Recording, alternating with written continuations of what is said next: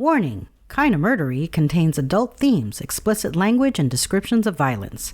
It is not suitable for anyone, and we recommend you stop listening now.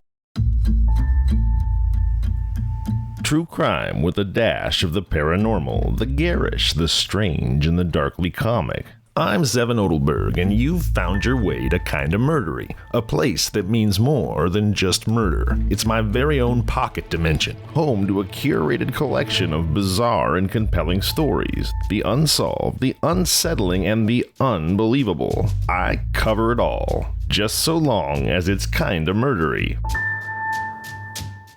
Hey everybody, welcome to Kinda Murdery. I'm your host, Zevin Odelberg. Thank you for deciding to be here. Some of you may remember from Season 2, Kinda Murdery, the Emerald Triangle, that I grew up in Humboldt County. And I didn't just grow up in Humboldt County. Humboldt County, by the way, is far northern California, famous for redwood trees and marijuana cultivation. It is a beautiful, wild place, not densely populated to say the least. The largest town, the county seat of Eureka, is about 35,000. The town where I went to high school, Arcata, is about 6,000. The place that I grew up, a little hamlet called Maple Creek, isn't even really a hamlet. It's just the middle of the woods. I grew up an hour from the nearest town, off a 16 miles of gravel road behind 2 locked gates off the power grid, all wood heating, wood cooking, solar, and water power. I used to chop a box of wood before dinner every night. We were like a modern-day Swiss Family Robinson. And so you can imagine that in such a wild, sparsely populated place, I don't tend to run into a lot of homies when I go other places. Maybe I'll meet somebody who's from Humboldt County or more likely went to Humboldt State University, but it's super rare for me to meet somebody from Maple Creek who I don't already know. Where am I going with all this? Well, we're starting a new story today, and believe it or not, it takes place in Humboldt, and it has an actual, honest-to-God, Maple Creek tie-in. So for my family and my friends who I grew up with way out there in the boonies, yeah, not just Humboldt, not just Eureka, but actual Maple Creek plays a role in this story. And what's the story? I'm going to keep it simple. The story you're about to hear boils down to a single question. Who killed the beautiful 18-year-old huntress, Carmen Wagner? That's right. Who killed the beautiful 18-year-old huntress, Carmen Wagner? Now, if any of you got a little burned out on the 7-part Bonnie and Clyde, I hope you enjoyed it. I love doing it. But in case you got burned out on 7 parts, don't worry, folks. This one's just going to be a 2-parter. You'll hear the first part today, Thursday, September 15th, and we'll wrap it up this Sunday, September 18th. All right, buckle up. Get ready for part 1 of Who Killed Carmen Wagner. You know the drill. Plug in your PVs, turn up those 5150s to 11, and like beloved Eddie Munson, it's time to heavy metal. Kinda Murdery starts right now.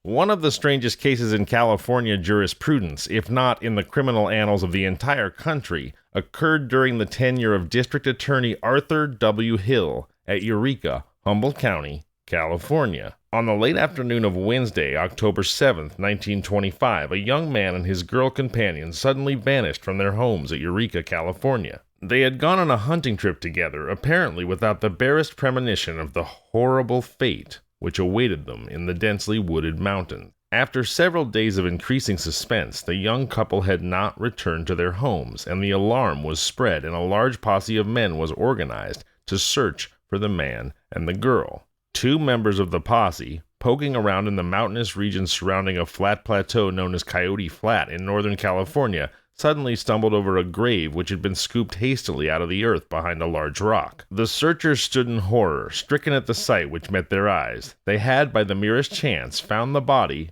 of Carmen Wagner, an 18-year-old red-haired girl, the owner of a popular beauty shop at Ferndale, who had vanished from her home in the company of Henry Sweet, a young man to whom she had been reported to be engaged. A terrified glance told the posse men that the young girl had been cruelly shot to death and a hasty attempt made to cover her body with earth, rocks, and leaves before the bloody corpse had been placed in a shallow grave. Raising his revolver, one of the posse men fired 3 shots, the signal to notify the other searchers that their worst fears had been realized and that Carmen Wagner had been found dead. Then, during the silent hours of the night, the posse men stood guard over the body while other searchers made their way to the flat with the coroner to bring the corpse back to Eureka over the steep and dangerous mountain trails. District Attorney Arthur W. Hill was notified by wireless that the girl's body had been found. This was probably one of the first instances where radio had been used in the aid of forces of the law. So rough was the country that one of the posse men had taken his radio into the mountains and kept Hill in touch with every detail of the long search, which had ended with the finding of the corpse. The district attorney set about at once to marshal the facts of the case for presentation to a jury should the sheriff's office succeed in arresting the suspects. What a tragedy this killing was. Carmen Wagner, as a schoolgirl, was a beautiful young child with long braids of tawny red hair. With her parents and a brother, Logan, the girl lived in the mountains on the Wagner Ranch some few miles from Eureka. The young girl was taught to handle a rifle, and she became an expert shot. Then, the Wagner family, when Carmen was about 13 years old, moved from their ranch to Eureka. It was with deep regret that the young girl left the ranch home in the mountains, but as time passed, she returned again and again to the locality to hunt and to climb the steep trails which crisscrossed through the region. As a vocation, Carmen established a prosperous little beauty parlor at Ferndale, which became the meeting place of the belles of the neighborhood for various embellishments which delight the hearts of young women. Carmen became very popular among the younger set. For pleasure, to relieve the hours of work she spent at her beauty shop business, Carmen Wagner went on frequent hunting trips on which she was accompanied by Henry Sweet, a young man who had lived for years in Eureka. Because of her unusual beauty, with bobbed auburn locks and a clear, healthy complexion, Carmen was besieged with masculine attentions, and I'll post a picture of Carmen on Instagram in case anyone is curious. But of all the wooers, she had chosen Henry Sweet. She'd been sweet on sweet, if you will. Sorry, can't help myself. I am compelled to tell every dad joke that presents itself to my obsessive mind. Carmen and Henry liked the same things, especially hunting and long walks through the woods, and often they enjoyed together the pleasures of camping in the mountains, both bringing down game with sure shots from their rifles. On these frequent hunting trips in the vicinity of the girl's old home, Carmen and Henry were always accompanied by the young woman's large yellow-brown colored collie dog. The dog adored his mistress and answered her calls quickly, which led her to give him the Spanish name of Pronto. In the girl's last hour of peril, Pronto gave his own humble life in a desperate attempt to save his beloved owner. Not suspecting the danger which lurked nearby, Henry and Carmen made a rendezvous for their last hunting trip together, a rendezvous which ended in the mysterious deaths of both of them. On Wednesday afternoon, October 7th, 1925, Henry asked Carmen if she would enjoy going on a hunting trip with him to Coyote Flat. "Well, I'll have my car and I'll get some provisions and shells and we can do a lot of shooting," said Henry, his face wreathed in smiles as he told the girl of his newly made plans. "Oh, I'd love to," exclaimed Carmen enthusiastically. "I'll meet you, and we can have the whole day tomorrow to ourselves in the hills." A trysting place was named, and Carmen returned to her home to don her hunting apparel and to obtain her small-bore rifle. She bade her mother a joyous goodbye and hurried quickly to meet Henry. It was the last time that Mrs. Wagner ever saw her daughter alive. As she left home waving at her mother, Carmen glanced hastily at a small gold wristwatch because she did not want to be late and keep Henry waiting. The watch was an old-fashioned timepiece which had been given by Mrs. Wagner to her daughter, who had made of it a wristwatch by attaching a leather casing to hold it. This watch later was destined to become one of the most important links of circumstantial evidence in the murders of Coyote Flat. Carmen, thanks to her small watch, was on time for her appointment with Henry Sweet. The rays of the setting sun were slanting across the city of Eureka as the girl and the young man started out on their last hunting trip together, although, of course, they didn't know it was their last hunting trip then. Around the swiftly moving automobile driven by the young man scampered the dog, Pronto. After watching the girl and the man disappear in the distance, a sinister figure left Eureka and struck out on a trail through the woods. The mysterious figure knew intimately every bypath and shortcut through the mountains and could overtake any game, animal or human, that he stalked. The young couple did not return the next day as they had promised. The girl's mother became uneasy about her daughter's absence, but consoled her mind with the comforting thought that she was in the company of a reliable and trustworthy young man who could take care of her. Hours passed without any sign of her daughter, however, and Mrs. Wagner's worry increased until it became full-blown fear. The family instinct is to return to the fireside at the close of the day, and any unaccounted absence strikes fear to the heart. Even an hour's absence of a beloved one makes his or her relatives apprehensive because of the fear that some harm may have come to the missing person. After hours had elapsed and Carmen had still not returned, Mrs. Wagner told her son Logan that she believed her daughter was in danger and that the authorities should be informed so that a search might be started for Henry and Carmen. Logan tried to calm his mother's fears with the explanation that Carmen had always returned safely from other hunting trips, and doubtless she and Henry would arrive home soon. They learned that Sheriff A.A. Ross was in the eastern part of the country on a business trip, but that Deputy Sheriff H.E. Reed was the official to whom they could tell their fears and appeal for aid in locating the missing couple.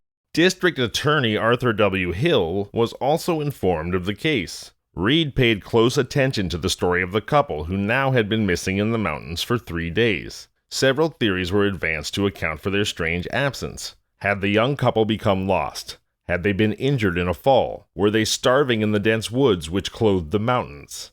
Had something sinister happened to the girl and the man, something which prevented them from firing 3 signal shots, which would have brought huntsmen to their aid at once? Reed decided immediately to organize a large posse to search through the mountains. He knew that time must not be lost if the girl and the man were to be found and brought home safely. Reed saw something mysterious in the fact that neither young person had been able to return to Eureka, and neither had they sent the dog Pronto to his home with a message tied to his collar, which would have summoned aid immediately. The theory that they had fallen and suffered severe injuries, or possibly had been killed, was the strongest belief. It was hardly possible that Sweet and the girl had become lost, because both knew the mountain trails almost like open books. Deputy Sheriff Reed notified the citizens of Eureka that a large posse was to be formed to conduct the search, and volunteers responded immediately. Nearly every able-bodied man answered the summons, as everyone knew Carmen and Henry, and they were all anxious to do everything possible to find the young people. The district attorney studied the case and decided to gather all information possible should it be discovered that a crime had been committed. But of course, at this time, neither the DA nor the officers had any intimation of the tragedy which was to come. Meanwhile, the sinister figure, who they were destined to discover later had followed Sweet and the girl across the mountains, had returned silently and unobserved to Eureka, where he walked the streets in broad daylight and even joined the posse for a short time during the search for the girl and the man. Deputy Sheriff Reed took charge of one group of possemen, while Captain Clyde Randall of the California State Traffic Police directed the other group of searchers and outlined the territory for his men to cover. Captain Randall advanced a startling and disquieting theory as to the disappearance of the girl. "Well, I believe that Carmen Wagner has been abducted and hidden in a cabin of an insane mountaineer," declared Captain Randall. "We must bend every effort to find her, and I hope that we will do so before we are too late." Wow. Jump straight to cabin of insane mountaineer, huh? Were there a lot of known insane mountaineers in the area? Based on my own personal experience growing up there, Magic 8-Ball says, signs point to yes. The territory into which the young couple had vanished was composed of steep trails, deep valleys, high mountains, and in some places was almost inaccessible. Because of the rough terrain, a unique method of communication was established between the posse and the district attorney's office. For possibly the first time, as I mentioned before, a radio was used to keep the district attorney's office in constant touch with the posse, and the DA received every bit of information as the search progressed. The posse man relaying radio messages to the DA was Kenny Kilburn, a photographer and amateur radio operator who made a hobby of wireless radio. Kilburn carried his small radio sending apparatus into the mountains and sent important news of the search directly to the DA's office in Eureka. Today, of course, radios are almost universally present in police vehicles and even on police uniforms, but it's believed that Kenny Kilburn was one of the pioneers of using the radio to aid the forces of the law. Meanwhile, the posse continued to search every part of the mountains. In the posse were several young men, including Kenneth Buck, two half-brothers, Walter David and Jack Ryan,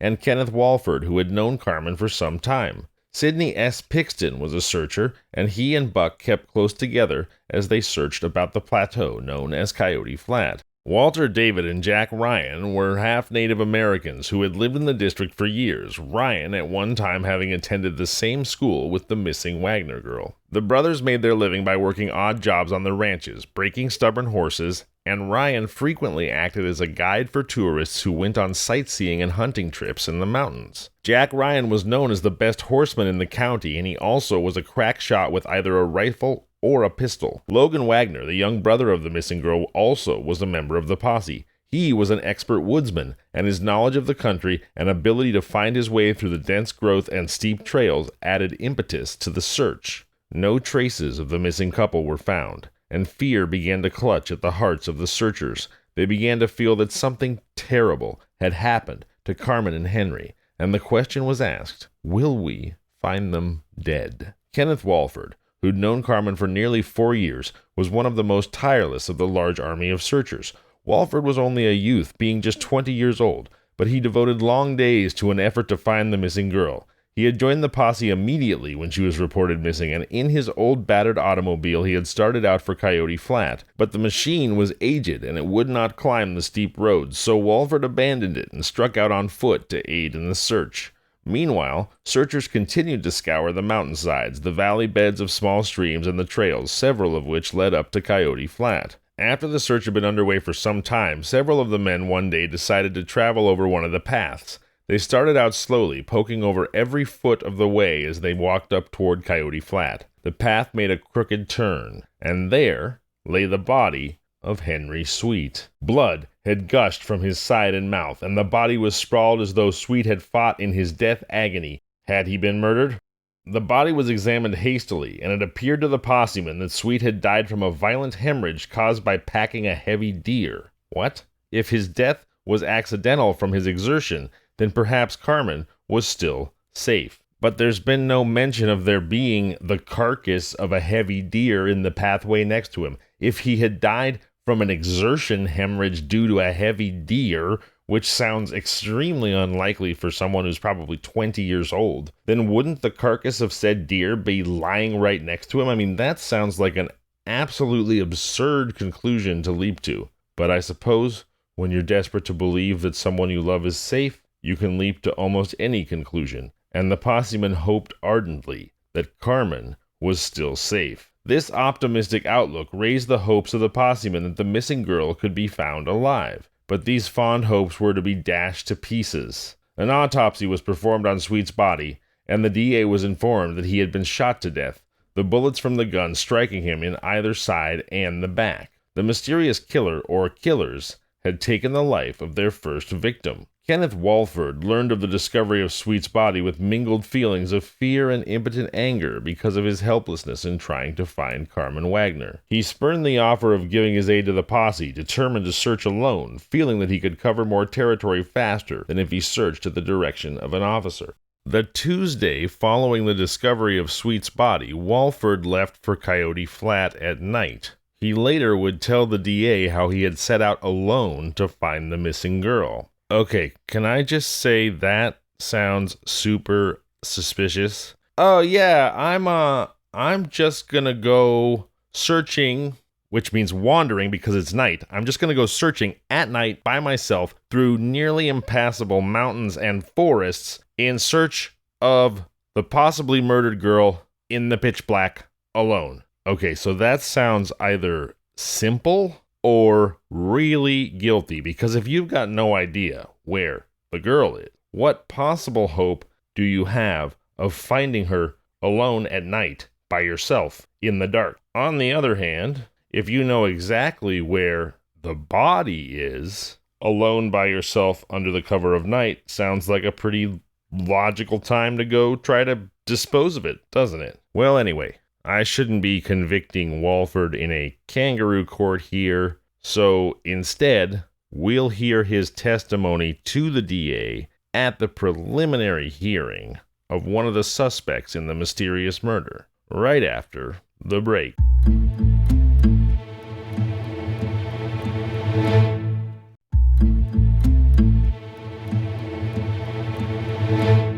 Hey everybody, welcome back. Thank you for taking the time to support the brands who support Kinda Murdery. First off, I would like to remind everyone that I want Kinda Murdery to be a community where we can all share our unique stories and create for others a window through which they can take a compassionate look at circumstances that they may never have imagined.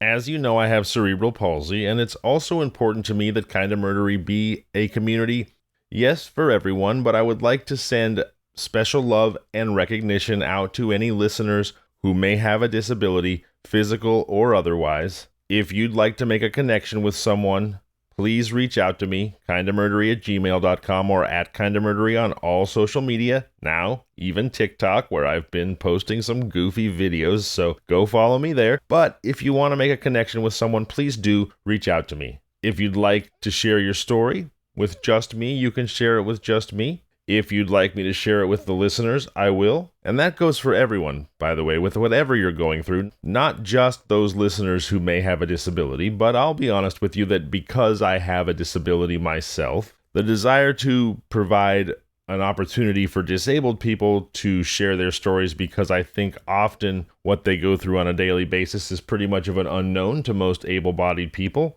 The desire to provide a platform for them is a little bit closer to my heart, but honestly, whatever you're going through, I'm here for everyone. And in connection to that, I will remind you, as I always do, of the 3-digit free number 988 that you can call to speak to someone immediately, someone who cares. If you're in acute crisis and you need mental health, substance use, or suicide-related counseling, please dial 988, program it into your phone to speak to someone who cares immediately. And please remember that you are wanted and you are loved, and the earth is a better place with you on it. If you're not in acute crisis, you can also reach out to me, again, kindamurdery@gmail.com or @kindamurdery on all social media. I would love to connect with you. I'm here, I care, and please don't hesitate to reach out to me. All right, last thing, I'd like to give a shout out to listener, I don't know how to say this, it's spelled E-R-Y-U-Y, who left a review on Apple Podcasts that just says, wow, it's amazing, with one of those emojis with starry eyes. And I know I always tell you guys, look, the importance of reviews is not just to make me feel good. It also triggers algorithms to help make the show more visible on podcast platforms and on the internet. However, I also gotta be honest with you, they do make me feel good. And the truth is, putting out 2 episodes a week can be a grind. It's a lot of work. And so it cheers me up considerably when I get a new great review. So thank you again, Eryui, or E-R-Y-U-Y. You put a smile on my face today. And everybody else, whether you want to help the show succeed in a real tangible way, or if you just wouldn't mind bringing a grin to my silly mug, then please do leave reviews. They make a huge difference in all kinds of ways. And with that, saddle up your pathological palomino, because Kinda Murdery resumes now.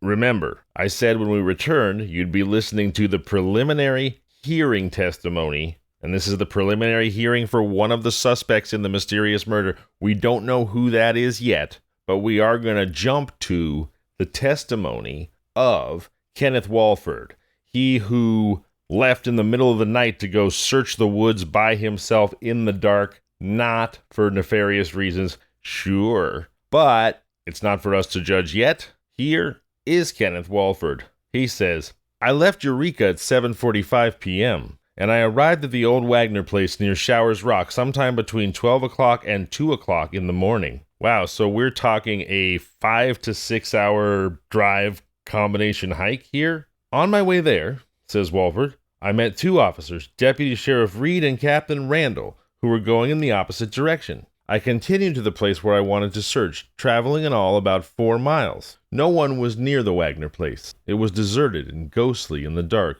I built a fire near the old house to get warm. Then I became thirsty, and I decided to go up to the spring in front of the house to get a drink of water. I had a flashlight, and I used the light to find the spring, and just as I was leaving the spring, I made a discovery that took my breath away. I saw dog tracks and the footprints of Carmen Wagner. I knew at once that the missing girl had been at the spring because I recognized the footprints as belonging to the girl, and the dog tracks were made by her collie dog, Pronto. The prints were made by a lady's shoe, and I was pretty certain that they were made by Carmen. I followed the tracks in the direction they were going. They looked fresh because they were in the mud around the spring, and it looked like they were just a few hours old. I followed the tracks up the north side of the house for about 100 yards, and then they vanished. Finding Carmen's tracks, the boy was frantic, and Dawn found the young man trying desperately to trace her footprints from the spot where they suddenly disappeared. The youth had believed that the footprints would lead him directly to the missing girl and enable him to render her his aid if she should be in danger. Walford was unable to repress his intense excitement when he could not discover where the girl's footprints led to,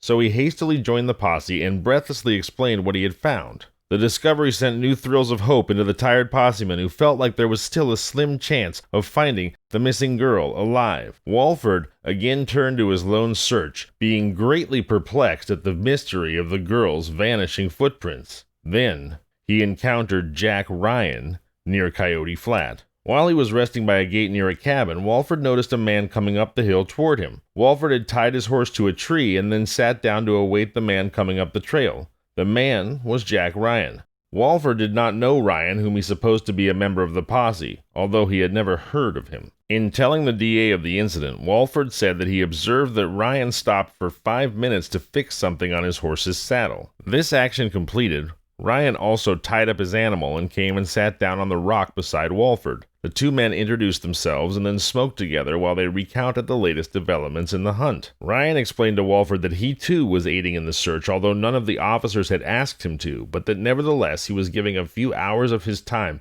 to help locate the girl with whom he had attended school when they were both youngsters. Walford brought up the question as to whether the nearby Baker Canyon region had been searched thoroughly.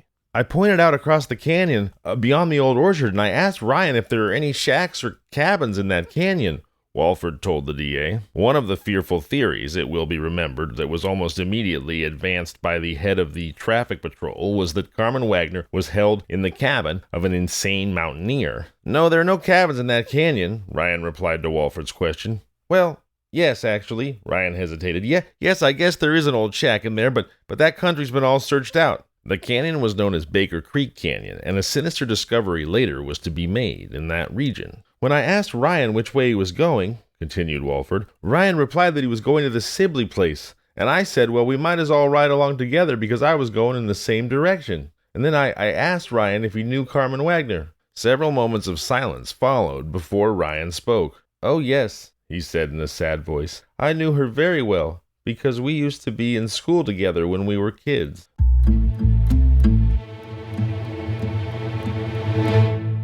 All right, we're going to stop our story right there. Tune in this Sunday, September 18th for Part 2, the thrilling conclusion of Who Killed Carmen Wagner. And remember, friendships are built when we spend quality time together doing something that we care about. Well, I'd like to thank you for spending quality time with me. I can't wait to see you on Sunday the 18th for Part 2 of Who Killed Carmen Wagner. I'm Zevin Odelberg, and this has been Kinda Murdery. If you've enjoyed today's Kinda Murdery, please tell your friends and family. Tell strangers. Leave a review. It's the best way to ensure that I can keep telling that special brand of bizarre and terrible tales that you'll only find here on Kinda Murdery.